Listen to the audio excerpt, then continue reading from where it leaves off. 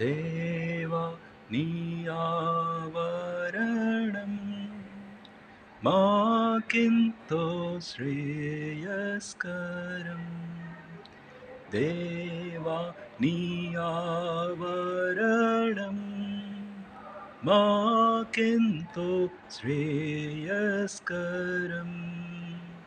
ఒక గడియ ఇచ్చట గడుపుట మేలు, వేయి దినముల కంటేను.